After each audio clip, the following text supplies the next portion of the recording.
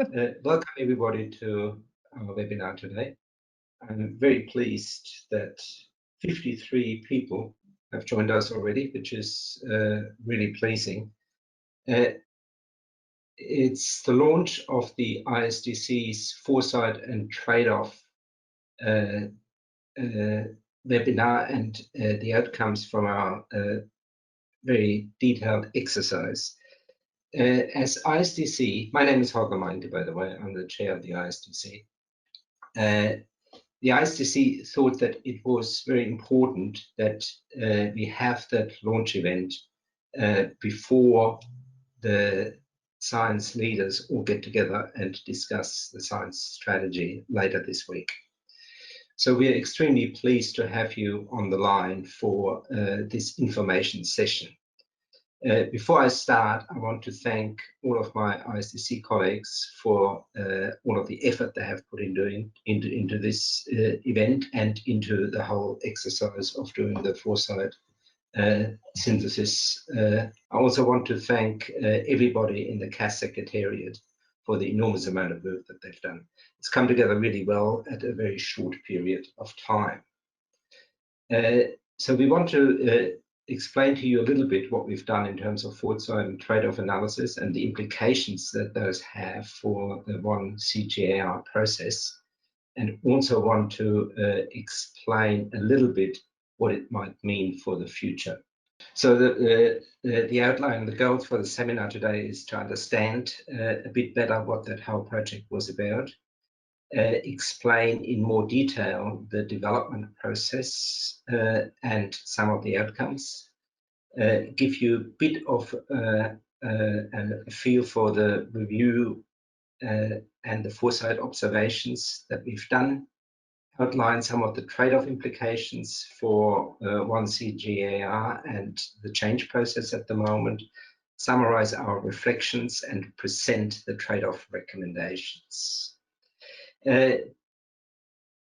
What is very important to realize right from the beginning is that we will not focus a lot on the detailed findings of the actual trade-off analyses and the foresight analysis. We will put more emphasis on the process itself. And the reason for that is that the CGIAR is going through that major change process at the moment, and a strong research culture is one where there is a very clear alignment between expectations and the structures that are used to reinforce those expectations. And foresight analysis and trade-off analysis are ideal tools in order to achieve such an outcome. At the moment, what we're struggling with is that there are lots of different opinions about what should be achieved and how it should be achieved. And there's also a lot of discrepancy in the available knowledge that we actually have that we bring to our research. So in order to bring that space better together, we need tools that help us to create more value consensus about how outcomes should be achieved and what those outcomes should look like.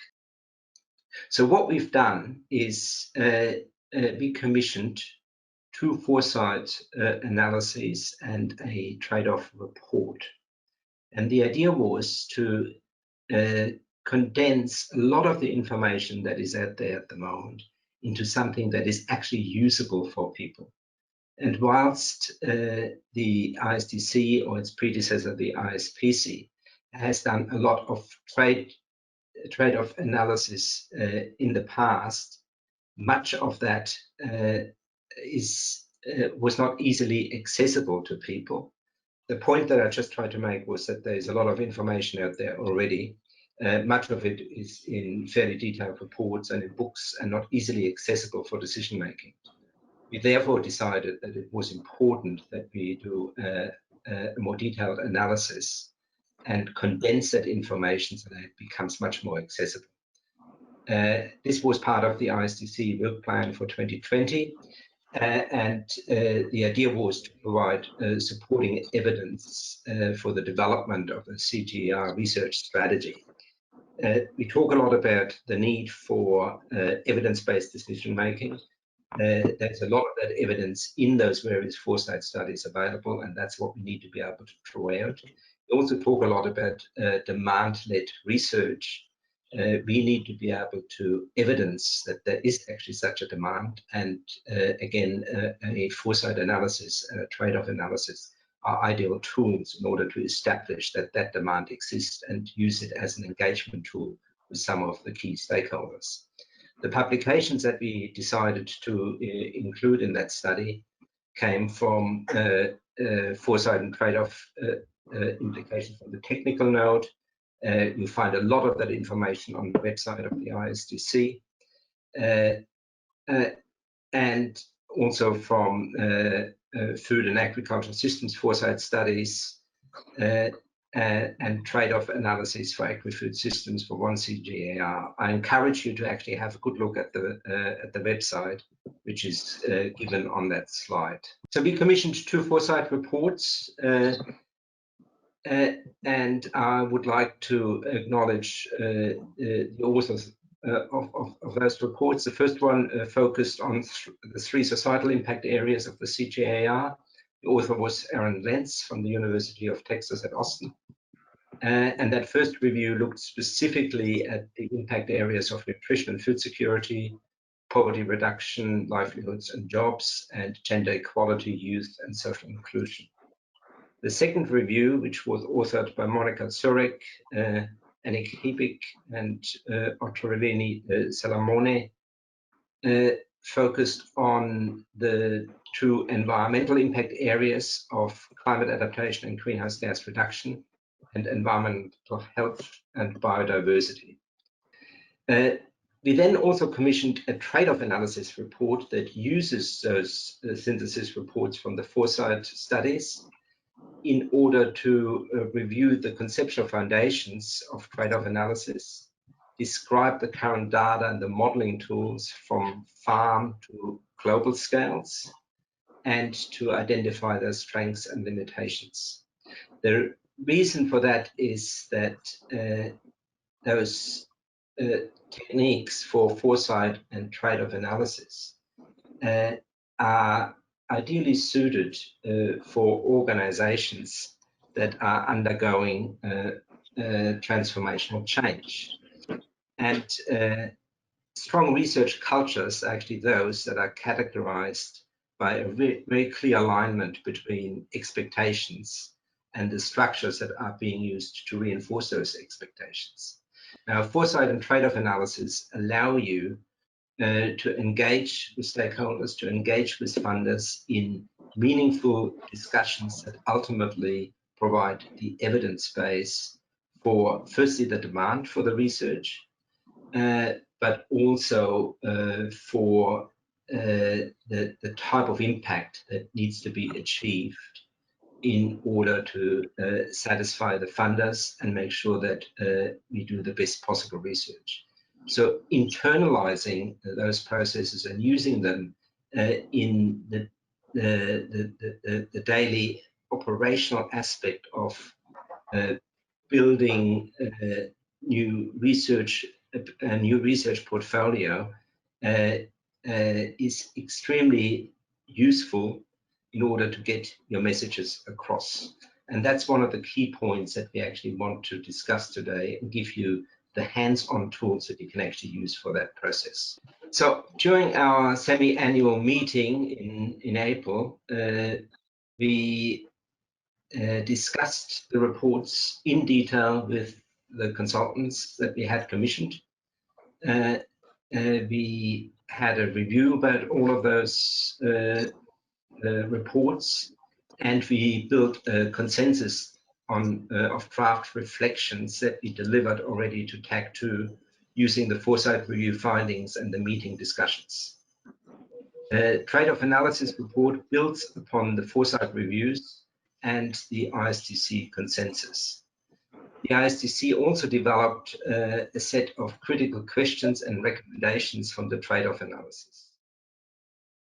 Thank you, Holger. Hello, everyone. My name is Chris Barrett. I'm professor at Cornell University in the US and a member of ISDC, and part of the team that helped to guide the foresight and trade-offs work for ISDC earlier this year.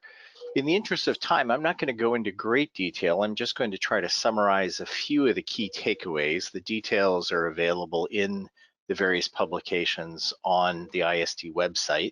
You'll notice there is a URL in the footer for the ISDC more generally, and there is a link at the bottom of this list that will take you directly to these reports.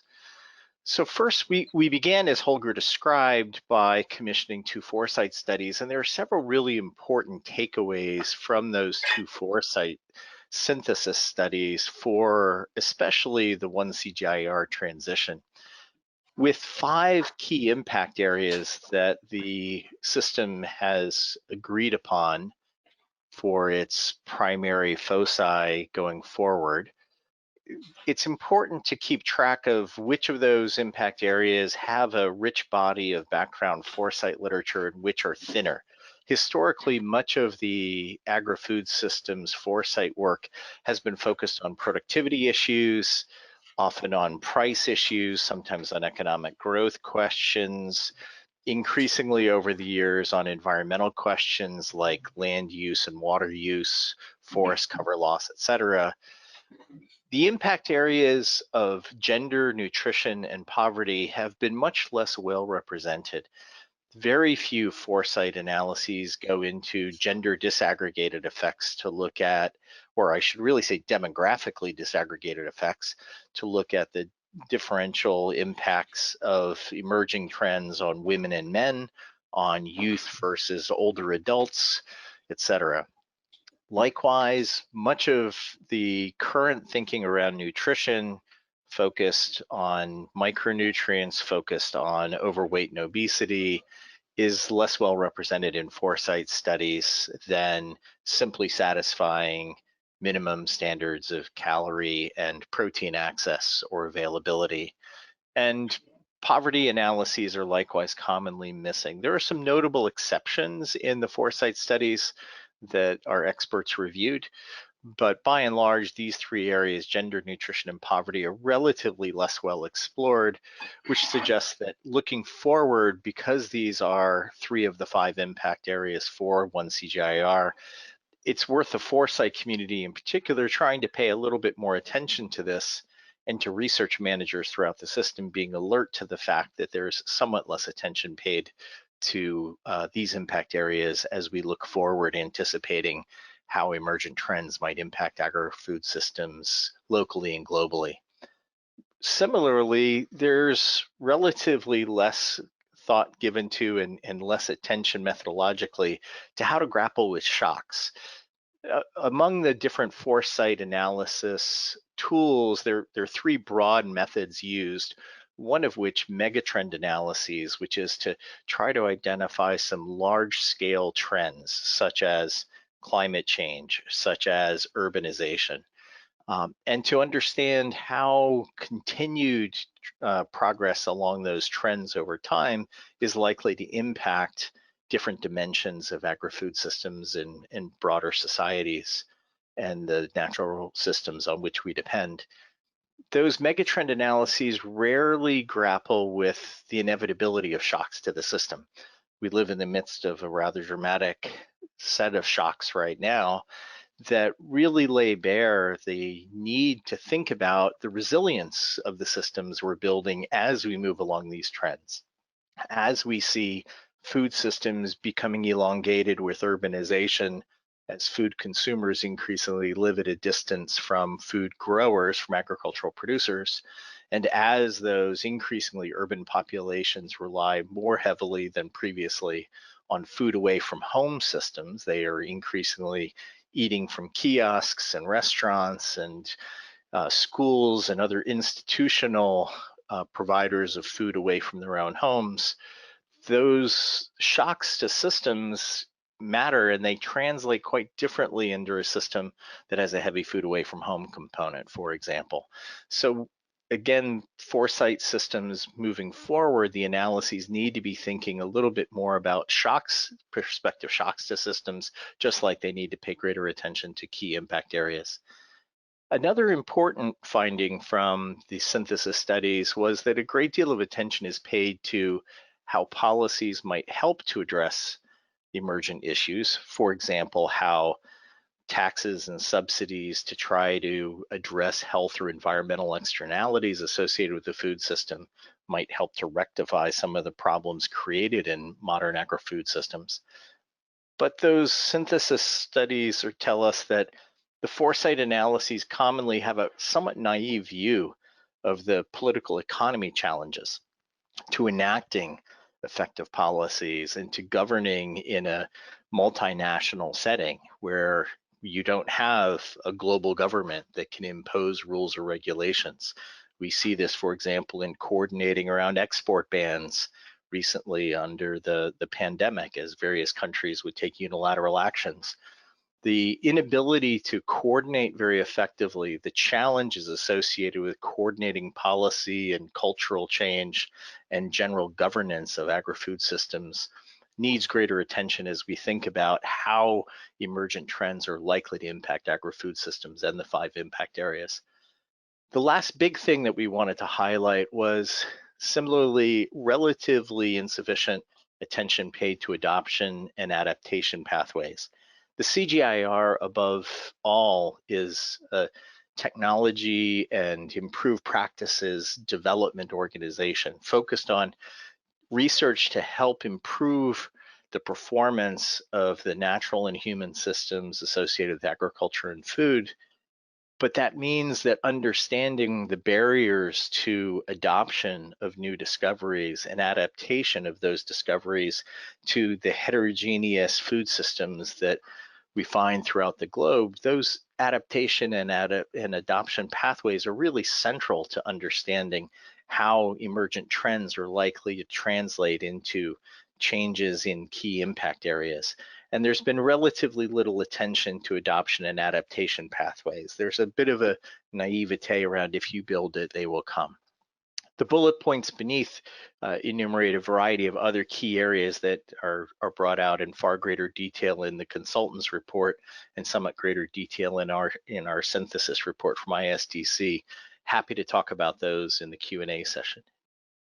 The trade-off analysis report that followed on the 2 Foresight synthesis studies really focuses on the process of thinking about 5 impact areas and what that means for research strategy and management. And I emphasize intentionally process here rather than model, because many people immediately jump to thinking about a model where we think about multiple objectives. The keys here are thinking about the CGIAR's mechanisms and its capacities to weigh the trade-offs. We have 5 impact areas. How will we engage partners, whether it's at a local farm system scale for a specific research project, or whether it's in a broader geographic region with partners for a suite of centers and research programs, or whether it's globally? What are the mechanisms we will use to get partners to identify the key impact areas that are the target for a given project or research program or big lift or whatever language one wants to use? And what are the indicators that one uses to assess whether one is making progress towards those impact areas outcomes you want or not? And how will we agree on weighing off progress in one dimension versus progress or regress in another? So the key insight of the trade-offs analysis study is the importance of engaging key partners in weighing trade-offs and identifying impact areas that are priorities, higher or lesser priorities, and the indicators you will use with those impact areas, in identifying where the modalities are that, and the tools that we can use to engage in those conversations, but in a streamlined way. There's a very real risk that trade-off analysis like Foresight studies can become an end unto themselves mistakenly. The idea here is that one really wants to ensure those conversations are happening so that we are explicit about thinking through trade-offs across different impact areas. There's a really nice passage, a set of examples in the trade-offs analysis report that go into some pesticide studies done with the CGIAR, with Erie and SIP in particular, looking at the trade-offs between productivity gains and human health costs and environmental contamination associated with agrochemicals use in rice and potato systems respectively. That's a nice example of how by bringing out very explicitly different impacts that might come from new technology development and engaging different partners in these conversations supported by relatively parsimonious models, you can compel people to think through the trade-offs that collectively we're prepared to make. This is really important as the CG begins a much more inclusive process of pursuing 5 different impact areas. And ultimately, this is feeding into how the CGIAR uses trade-off analysis systems in an ongoing way to continuously assess and weigh not just the intended outcomes and impacts, but in particular to be attentive to the inevitable unintended consequences, new technologies, institutional changes, new practices implemented in farms or post-farm gate processing and value chain systems almost inevitably have some unintended consequences. The trade-off analysis process can help us to attend to those and address them more quickly and effectively in a collaborative spirit. And the final point from the trade-off analysis report that really merits emphasis is that projecting the possible impacts of shocks, coming back to this point earlier from Foresight studies and the relative dearth of attention to shocks and their likely consequences, trade-off analysis likewise helps to think about how one can trace through the possible impacts of shocks that one can anticipate might happen, and to align and influence the various trends in the impact areas one's interested in. So the ISDC's reflections on these 2 packages of studies, the 2 Foresight synthesis studies and the trade-offs analysis study, which were intended as a package, the distillation that we make of that is first that it really is essential as the CGIAR advances through this One CGIAR transition. It will be essential to integrate foresight and trade-off analyses in an ongoing way into the co-design and decision-making process, not just in crafting a 2030 research strategy, but as implementation of that strategy progresses, whether it's at system level or at center level, or even at individual research project level, to continuously engage in the dialogue with partners around what are coming trends, what are the scenarios that might influence the progress of this project or program or broader portfolio of work, and then what are the trade-offs we see emergent across different impact areas, and what adjustments do we need to make in our research and capacity building to adapt to those ongoing changes. The second big point that comes out of our reflections on this is the importance of prioritizing identification of and attention to and addressing barriers to adoption, adaptation, and diffusion of innovations. Ultimately, as a research for development organization, innovations and the diffusion of innovations at scale to achieve impact is the core raison d'etre of the CGIAR, and the foresight and trade-offs analyses have to be paying explicit attention to the prospective barriers to these things. The third key reflection that came out of the ISDC's discussion was the broad scale push that we see throughout virtually all of the foresight studies and in much of the trade-offs analysis of needing to expand attention to and investment in research beyond the traditional core commodities of the system. Note, this isn't to defund the core commodities, rather it's the need to broaden the portfolio to encompass fruits, legumes, pulses, nuts, vegetables, commodities that have important gender, poverty, nutrition implications, and in some features can have important environment and climate impacts as well. The fourth key point was the need to align to emerging agri-food system trends. In particular, things like the fact that employment is far larger in the post-farm gate agri-food value chain than it is on farms.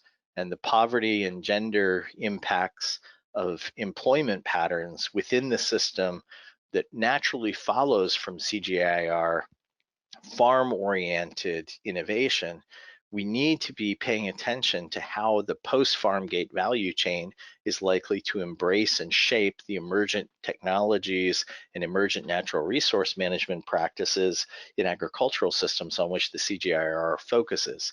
Those broader trends in agri-food system that are beyond the control of the CGIAR will heavily influence the impacts that emerge from the CGIAR's investments.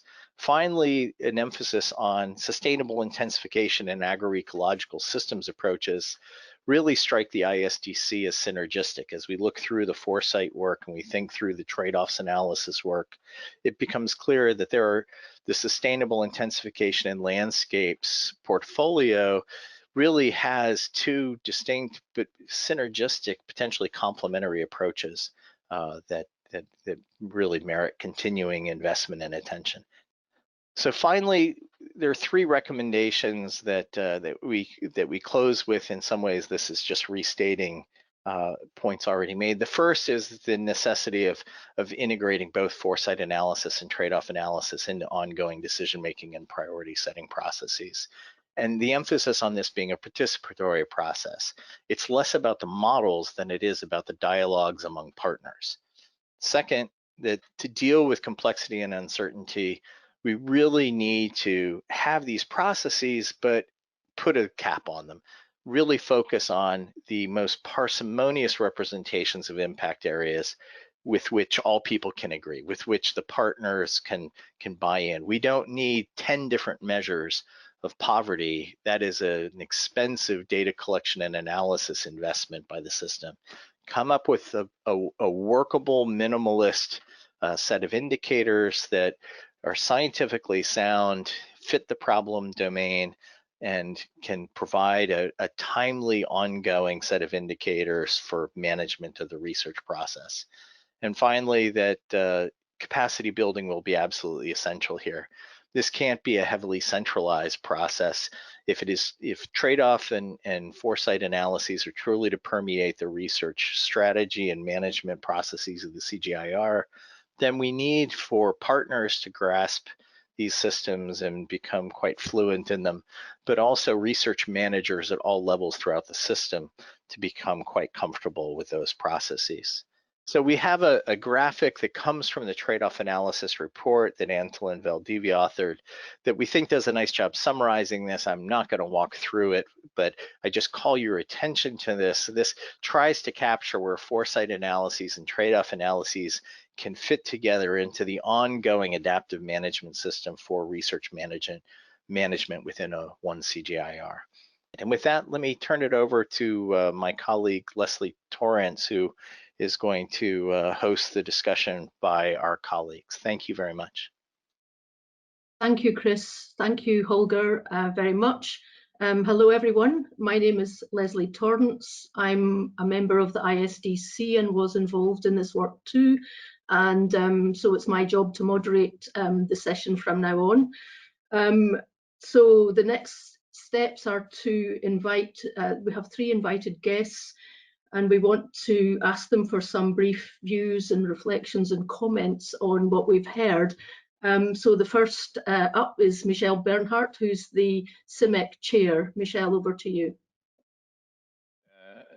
Great, thank you very much. And thank you also, Chris and Holger, for the presentation and all the effort and all the documentation you have shared on your website.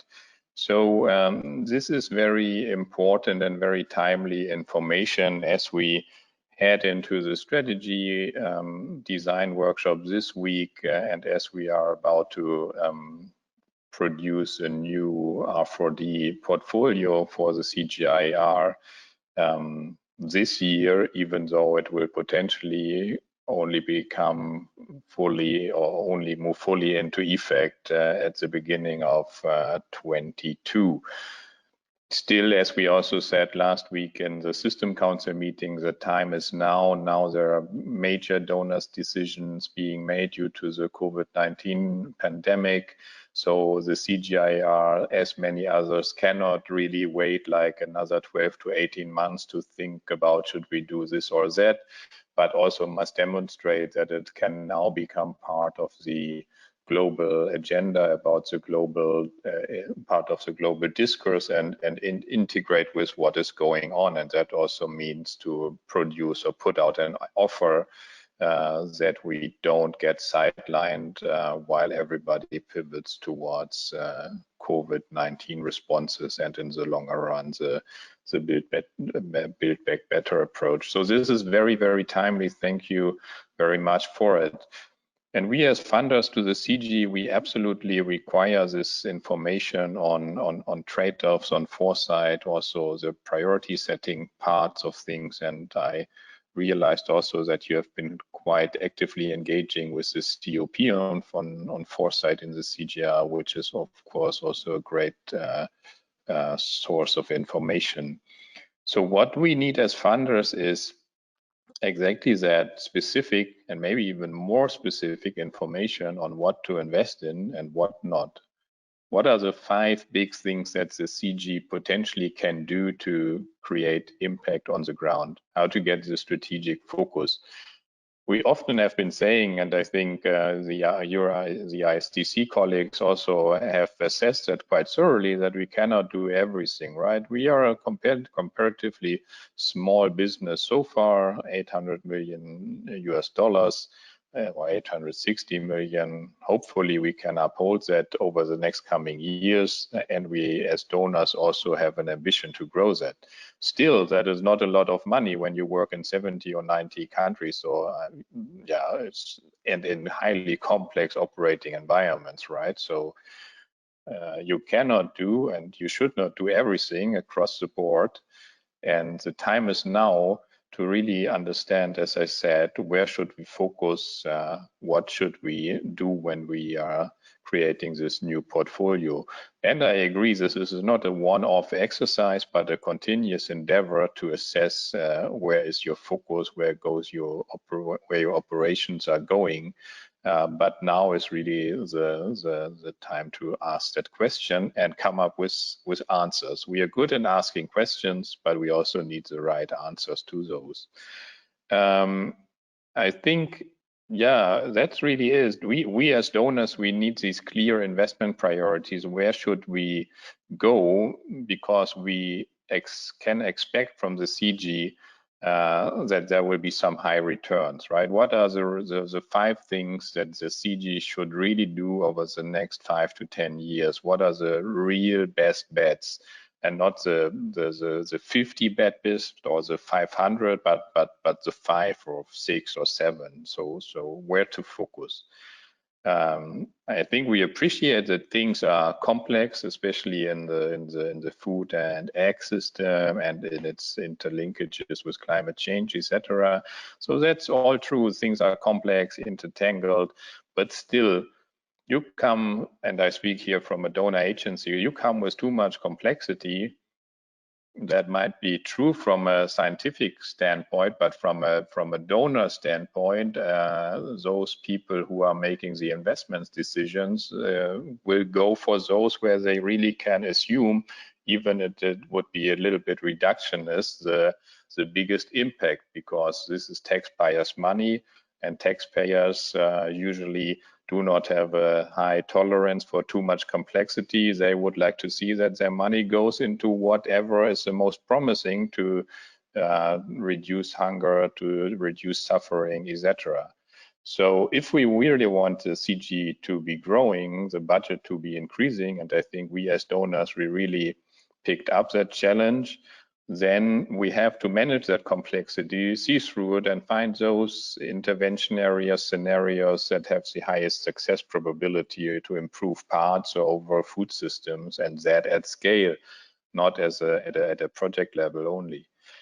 And this leads me to 2 observations also from what Chris presented and what is in the overall report. And I find that puzzling, but that would be interesting to discuss that a little bit more, maybe also over the coming days. First of all, did I read that right, that our impact areas really do not feature highly in the global debate? So what I understood is that if you look into the global discourse, other issues and concepts matter much more. And I wonder, what does it tell us, right?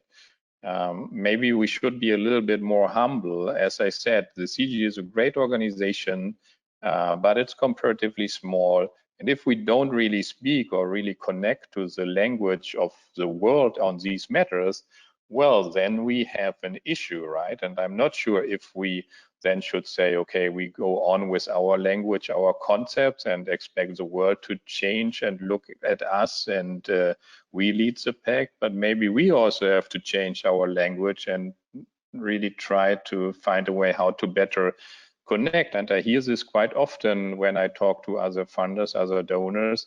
The real action and the real money is actually happening in other fields that are highly connected to our ag arena. But still, these are different playing fields, so to speak, the climate field, the nature-based solution field, just to name two. There you have a lot of action ongoing and a lot of money. And if you don't speak their language, well, I think you won't reach far. And you can say, insist on where these are great impact areas or whatsoever, but then you might also run the risk that you stay forever in your niche and really don't connect to or play with the big guys, so to speak, and get a bigger share of the pie. Second and lastly, thanks a lot for pointing out this issue of how to get to scale and to widespread adoption, and also being so honest to say that the CG might be a little bit naive in that there's great research outputs and then everybody assumes, okay, they will be taken up and everybody will be happy. I'm also a little bit shocked that we are still at these at this point of understanding, because I had the feeling that we were already there 10 years ago or even longer ago. So how do we really turn this around? What is needed to achieve that, to achieve outcomes at scale, to really influence policy making and entire systems? Move away, or do it, but also think bigger than just the project level activity on those areas where the CG is good: farm level production, resource management, genetic preservation, etc. How to integrate with policy. And I think we have to be more creative, move behind the policy brief paper or the thousands workshops that people attend and then forget. How do we make it targeted? How do we interact with things that are already there? We have been talking quite a bit on the CARDEP agenda. What about, for instance, Africa, the African unions? How do you get to budget makers, to the real planners? Policy, as an IFPRI study that I quoted, and it's called Toy Story, not Toy Soldier. Policies are often also wish lists, right? Things that would be great if it would be there. But to move into action, you really have to go to national planning, national design, national lawmaking, etc. And there are some examples on how we have been doing that. I think in India from eCraft, but Tunisia and ICARDA, I know another one. CCAFs has quite some stories, CIMMIT in Mexico. But how do we roll this out on a systematic fashion? You need other approaches. You also need other skill sets for that. Potentially, you won't put a great researcher in a spot to argue with an whatsoever politician. So you need, but you still need the researchers for the design of the idea, of course, but you need other approaches, other skill sets to really take on the scaling and the policy integration. And if you get it right, again, this also becomes a very strong selling argument. So I hope the ISDC can further nudge us, the system, into that direction, that we take the entire pathway to deployment and results at scale serious. Thank you. Thank you for this presentation to the ISDC, and I read the documents and I had a look at them. Very useful, still very high level, of course, but of course that was also the objective of the whole thing. And as Michel said, it's very super important in this time of designing this new portfolio. Not that it's by far not good enough what the CGIAR is doing. I really believe in what we do, but we can do better. We are looking for new modalities, and Michel mentioned some with integrated programs where we really measure the impact.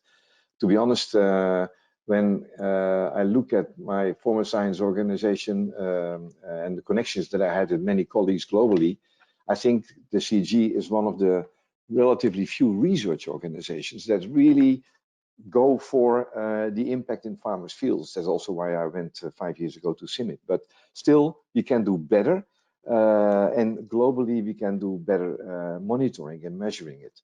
Now, I like the reports. I like the concept of foresighting and trade-offs together. Let me respond a little bit to the report.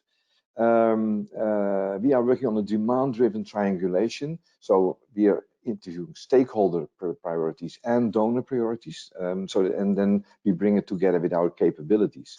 So the high-level studies, when I saw these, and I have read many of them are written not from a development country perspective.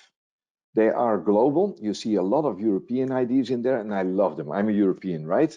And I've been working on agroecology and all kind of approaches, because the problem in Europe and so on is, that we are using too many inputs. We are too productive. But of course, in Africa, it's a completely different story when you have only 10 kg of nitrogen used per hectare. That's why we still have a huge yield gap.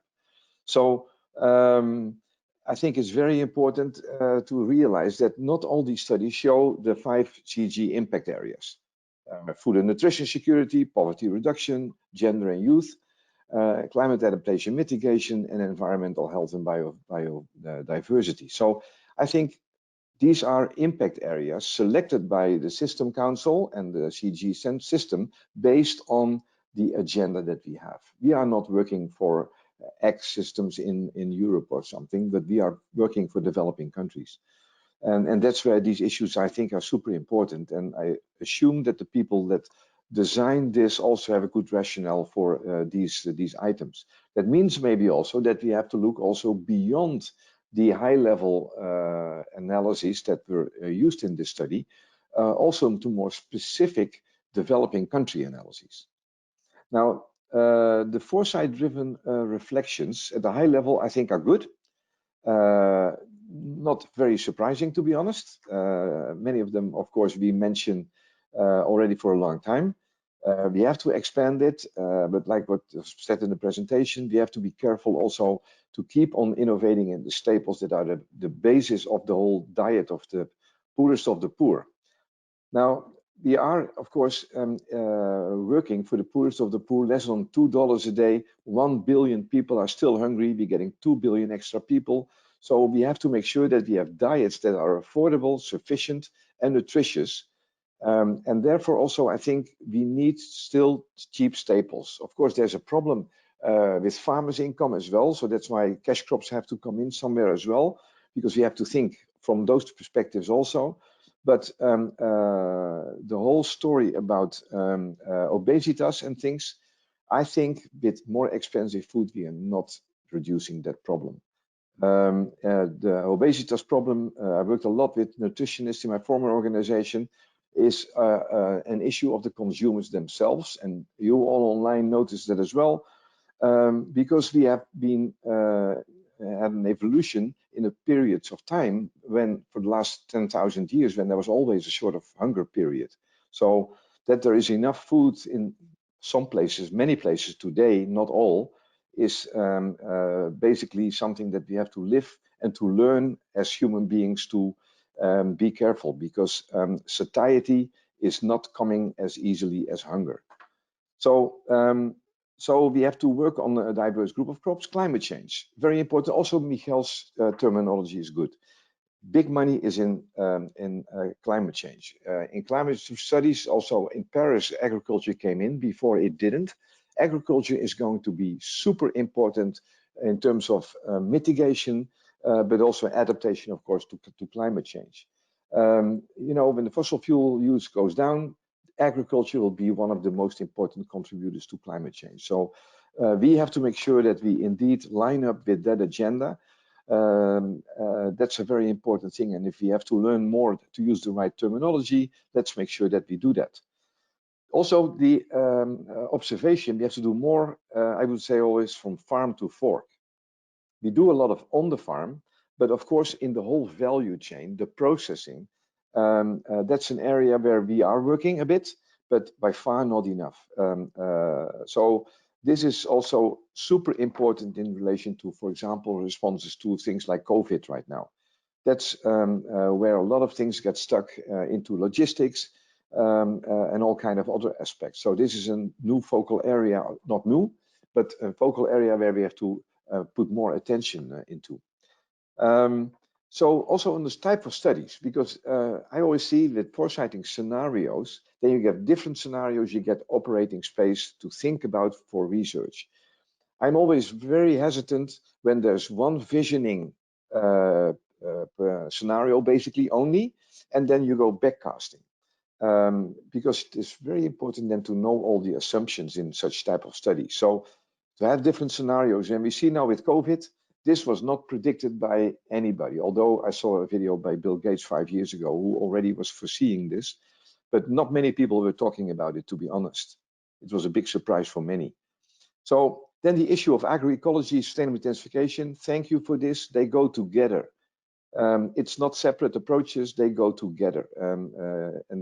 As much as possible, of course, we have to use natural solutions, and that's many CG centers we take it on, but we can do even do more.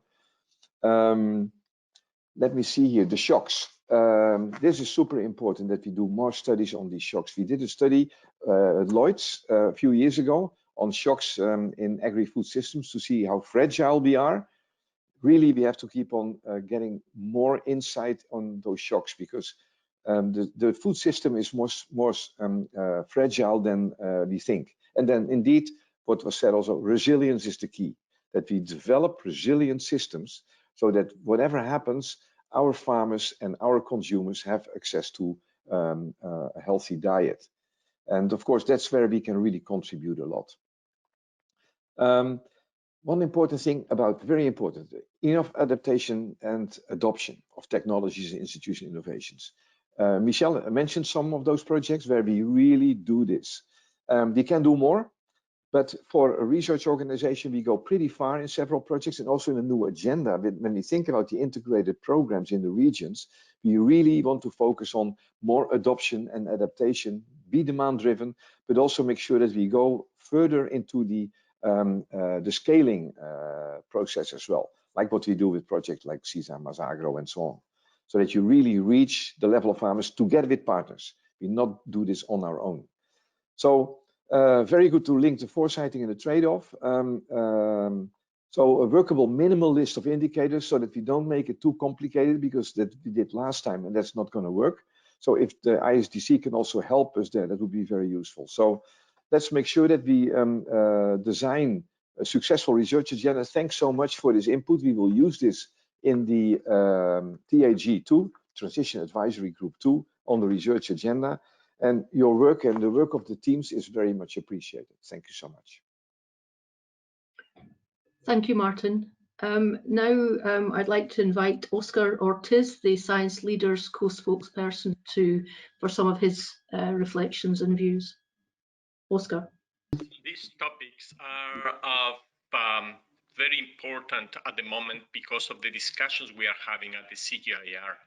So on a personal side, of course, not only for my role at the CGIAR as a Deputy Director General for Research and Development at the International Potato Center, as a co-convener of the Science Leaders Group, but also because I have a role as a visiting lecturer in the National Agrarian University in Peru, where we have been discussing these topics in a course called Innovation, Change and Development.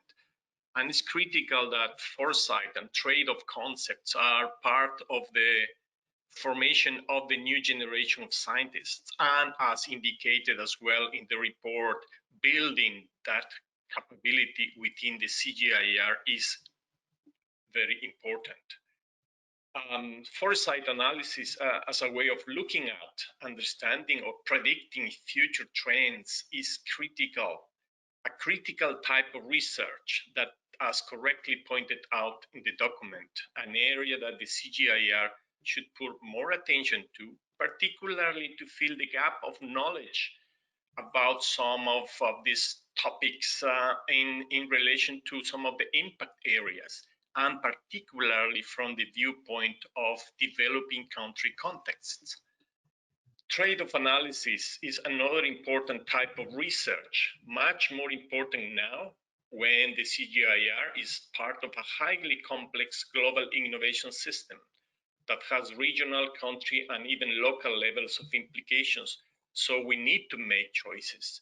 When dealing with increasingly complex systems, such as agri-food systems, for example, where there are many interactions among many factors, climate change, biodiversity, natural resources, etc., understanding those trade-offs and interactions and the factors influencing adoption become essential to make decisions and focus attention on the most promising ones. So yes, we need to make decisions on focusing based on sound analysis. When reading this very interesting document and the other documents on the web, I was reflecting on a concept that I came across more than 5 years ago in a document by MIT researchers, the concept of convergence, as an approach that cuts across disciplines, specializations, sectors, levels, etc., initially proposed to connect engineering and societal processes, but very soon open to many other types of innovations in biomedical research, systems analysis, even media planning. Convergence calls for looking at the innovation processes from as many viewpoints or stakeholder interests as possible to understand the factors and drivers of adoption that has been correctly pointed out in the document, and the trade-offs. Because in highly complex systems, not only the elements or components of those systems are important, but particularly the interfaces, which are more difficult to grasp, understand, and study, but are critical to design successful innovations. At SIP, for example, we have been developing an integrated agriculture, nutrition, health, education, and marketing approach related to the orange flesh sweet potato or high vitamin A sweet potato in Africa, because of the complexity that is required to understand to be able to promote this type of innovations. Trade-off analysis is a way to look at those interfaces which have not been sufficiently explored in the literature, tending to present analysis, partial analysis of pieces of the reality or just with particular lenses. Complex system analysis, such as agri-food systems or multifunctional landscapes or approaches to sustainable intensification and diversification, and it's good to see in the document the recommendation or suggestion to work more on diet diversification, for example, even including agroecological approaches that bring another level of complexity. This requires foresight analysis, trade-off studies to make decisions about what to prioritize. And we should take into account that these systems involve much more complex networks of partnerships. So understanding the human behavior, particularly through gender and youth lenses, in dealing with such a complexity is critical to move from discovery to translational research, and particularly to impactful innovations at scale. However, as the document points out, there are gaps in the global knowledge in areas of foresight and trade-offs, particularly those related to some of the 5 impact areas that the CGIAR has selected for the future, and also particularly under less developed country conditions. So we need to fill that gap, and this is an example of a type of global research that the CGIAR could play.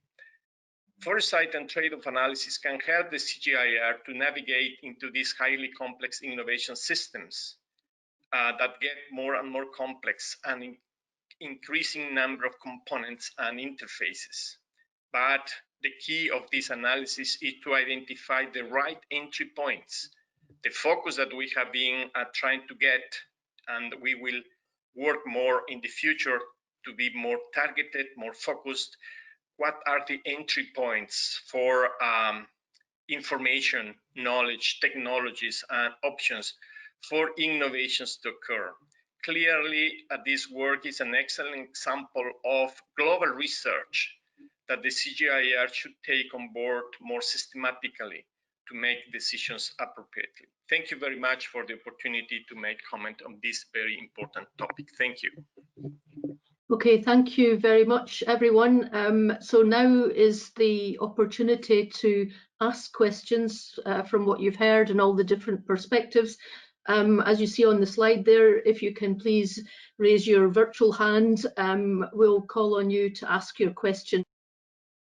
While we're waiting, I could just point out that there's also an opportunity to email questions to the email address there on the slide, and we'll prepare a FAQ after July the 3rd.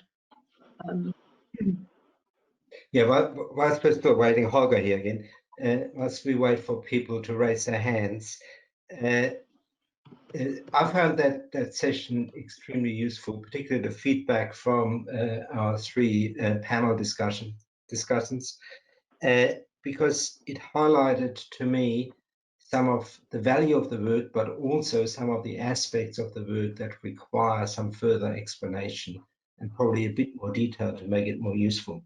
And that's the idea behind collecting the questions from you so that we can develop those frequently asked questions for our website and refine the recommendations and what is on our website to such an extent that it becomes an operational tool for people to build on when they actually do their day-to-day work.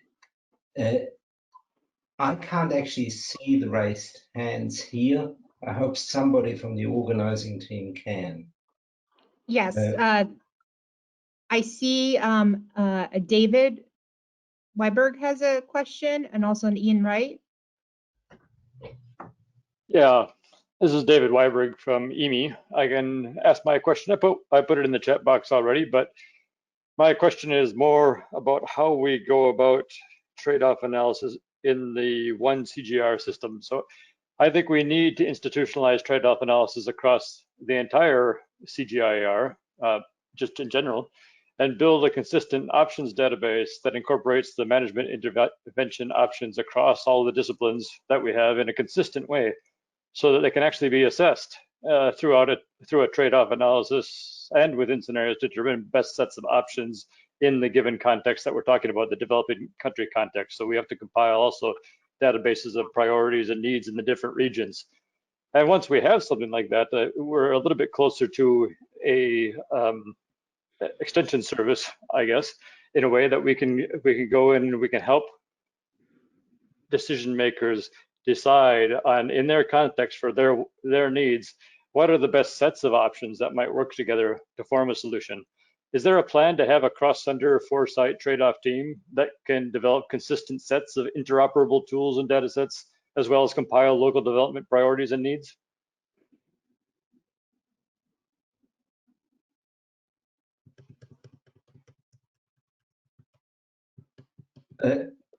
This is probably a question that we have to take on notice because we haven't had the discussion yet.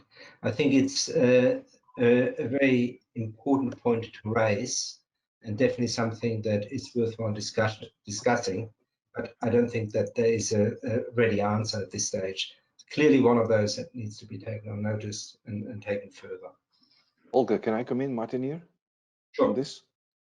We have a CGIAR foresighting team, as far as I know, with the social scientists, foresighting people from the different centers. So we have that, and I haven't seen a result yet. And that was also my question, Holger, are you aware of that group?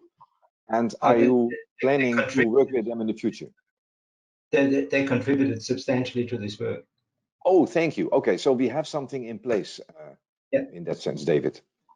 Yeah, I know that there's something in place. In fact, I'm on that team, but I was just wondering, in the vision going forward, we need something that's, I mean, this is a loose knit group of people from the different centers that are, working together and pointing out Foresight ideas, but it's not really institutionalized kind of construct where the whole organization can work together to develop these options databases and toolkits that can be used interoperably together. And so that's what I'm trying to get to. If we're really going to do this seriously, if we're going to do foresighting, if we're going to do trade-off analysis, we need to have consistent sets of tools to work for. And those tools would bring people to the CG system more, because they'd say, we want to work with these tools. We want to further develop these tools because we see holes in the tools, or whatever the case may be, gaps in the data. So for one thing, it brings people to work at the CG, but it also brings people who are in need of that advice, in need of those data sets, to come to us too. I mean, one of the big things that's missing, we have lots of global data sets that are globally consistent. But as was pointed out already, we have actually very poor data when it comes to what's really needed on the ground and the fine level of data and information that's necessary to support local decisions. And so I think we need to do better on that institutionally, actually. This is a very good point. And let's also take this on in Tech 2. And also because we have a big data platform and we have this CGIAR team. And now with COVID, for example, we see how important it is to have a solid approach and team available where you can build on straight away. We have the hub in development on response to COVID, so maybe we can link it to that as well. Thanks. Thank you. Keith, did you have a question that related to this? Thanks. Yeah, this is Keith Wiebe from IFPRI and the CG Foresight team. I just wanted to follow in on those points, which is to say we really agree strongly with the need for seeing things like foresight and trade-off analysis as part of an ongoing process, with analysis to support dialogue and decision making, and with particular attention to developing regions. We have argued for quite a long time that process and that iteration and the dialogue are really critical elements. We're often identified just with the modeling part of that, but we see that as just one piece of a process that needs to have the dialogue in terms of breadth of expertise, but also ownership and buy-in and better understanding to support the decision making, which is the ultimate goal of that. And we're very happy to contribute to that process. Thanks. There's a question from Victor Comaral too. Oh, okay. Hi, thank you for bringing me in. 2 points. More generally, where does CGIAR driven with partners, be it Foresight, end, and where does commercially driven market research start? I think I get this funny feeling that we're being pushed into a corner that is not the right one. The other, it's a question regarding that point on bringing in the dimensions of fruits and nuts. And I'm sorry, I don't have the slide in front of me. I didn't really get that point. Is this about expanding our foresight universe? Is this about collaborating with other international research centers that are currently not part of the CGIAR? Are we supposed to always compare all crop options with everything? I really didn't get that. I wonder if Chris might be able to answer that last question around the fruit and nut point. Sure, I'm happy to jump in.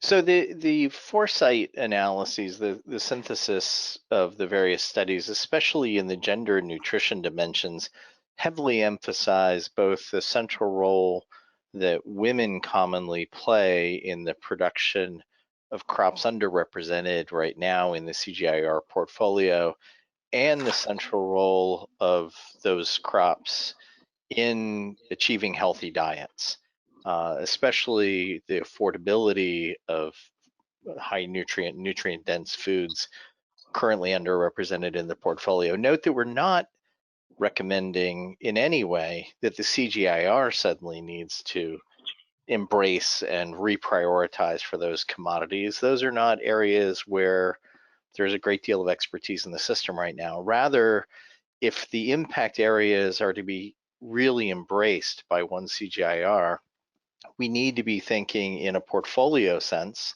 and we need to be actively engaging partners, as you're suggesting, who have such expertise and work in the same spaces. On your first question, by the way, the foresight is, you raise a really important point, that there are different purposes for foresight. One purpose for foresight, commonly embraced by many corporate entities, is to be able to predict areas that are prospectively profitable for them.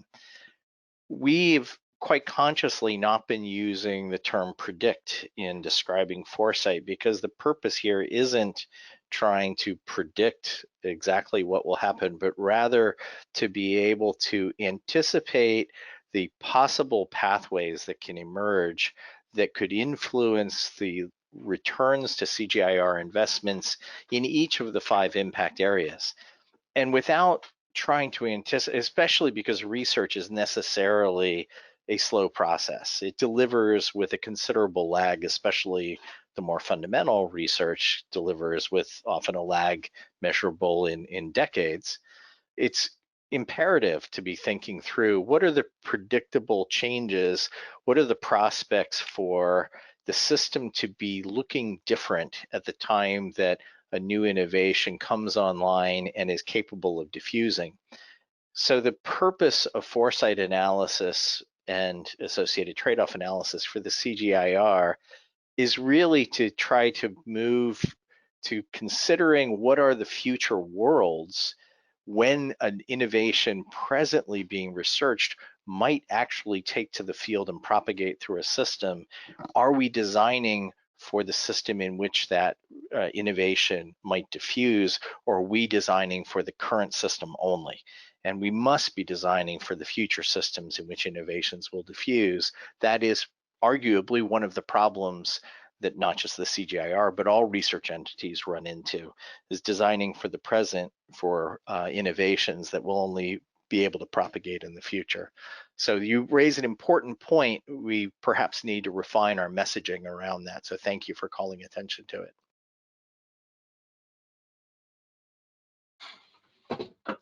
Hi, this is Gideon Yes. Cruzman. I'm also part of the Foresight team, just like David and Keith, and I second their remarks completely. There's two issues that I would like to place attention to, which were one of them was mentioned briefly. Foresight is not just about quantitative analysis of using models to do the trade-offs. That's important, but it's not the only approach. As was said in the reports on which this webinar is based. Especially in some of the issues related to gender and youth, there is a lack of data to do these types of analysis. So you really need to combine some of the quantitative analysis with qualitative analysis. And that is quite doable in terms of the scenario building, etc. That can be done. Both in terms of quantitative as well as qualitative analysis. But again, as was mentioned by Keith and by David, it does require the CGIAR as a whole to put some priority on these types of analysis, because it's not going to just emerge from the blue skies without some investment in terms of doing this in a rigorous way.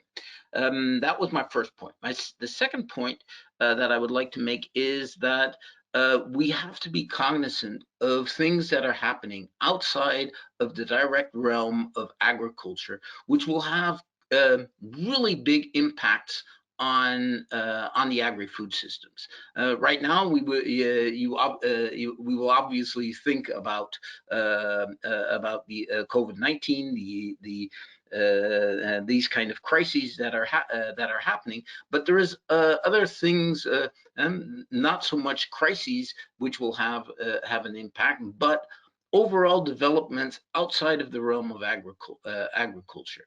An example, a very clear example, is the overall digitalization that's taking place and the exponential growth of mobile phone coverage in our target geographies, including with either directly or indirectly the resource poor farmers for which we traditionally work, and the fact that they are connected or increasingly connected to through mobile technology to the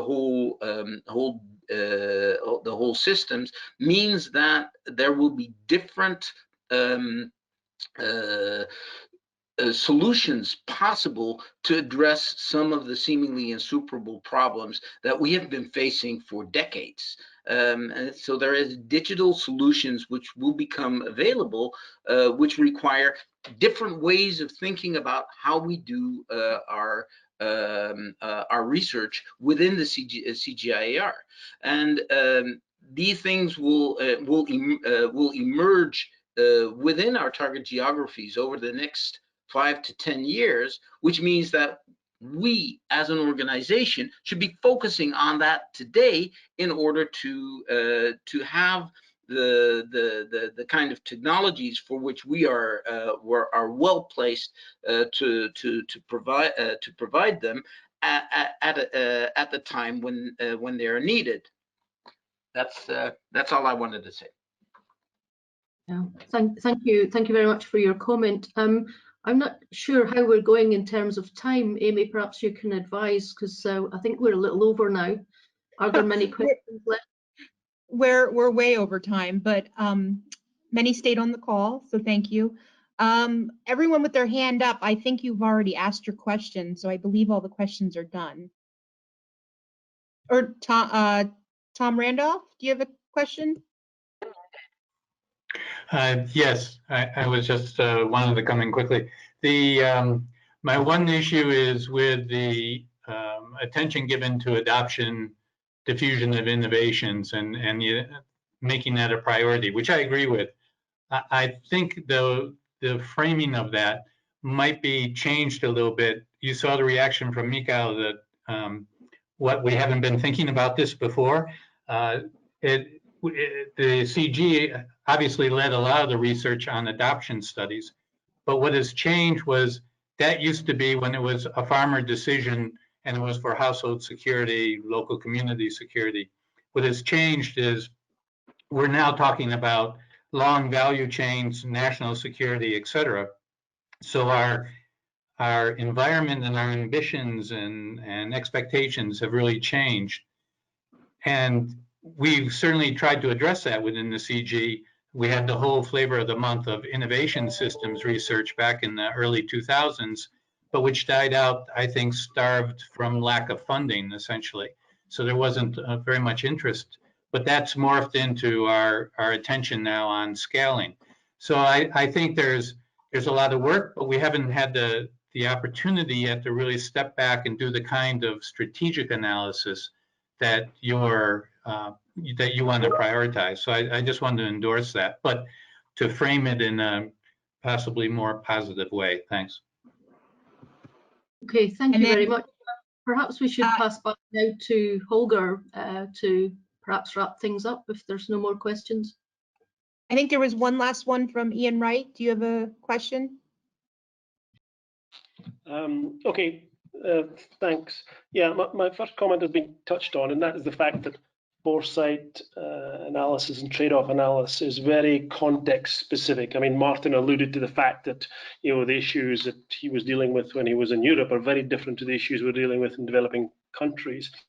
So, you know, we've got to look at the scale, global, regional, and down to country level, because even within developing countries, the contexts are different. So it does beg the question about whether we have the capacity to be able to do the sort of analysis we need at the appropriate level, and do we have the data that we need in order to undertake that analysis. And my second comment is that, of course, trade-off decisions, as opposed to trade-off analysis, trade-off decisions are usually political decisions.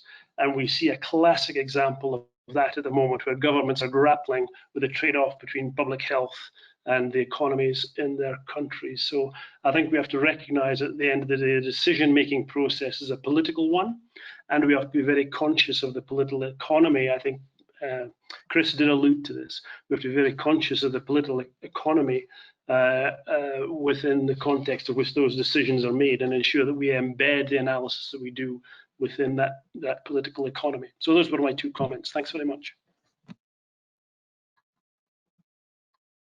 Thanks, everyone.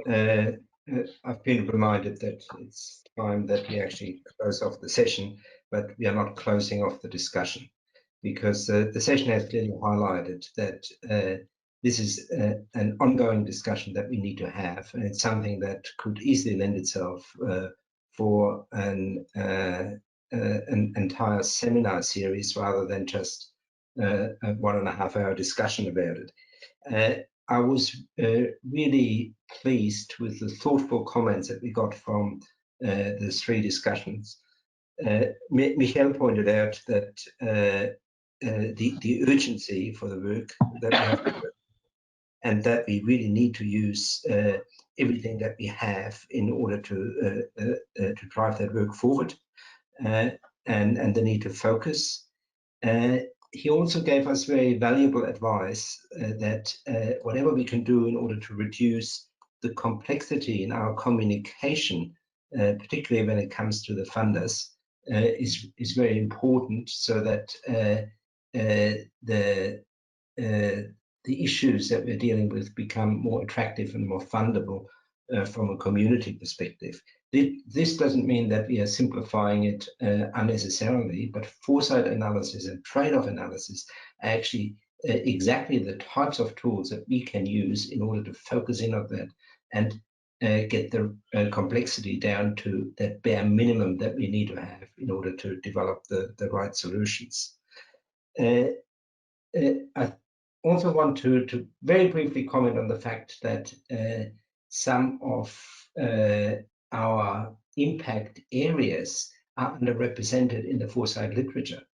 That does not diminish in any way the need for those impact areas. It simply shows that the foresight literature so far has not paid appropriate attention to some of those issues. And as somebody, I can't remember who it was, correctly pointed out, a lot of it has to do with the fact that some of those issues are relatively new and not easily quantifiable.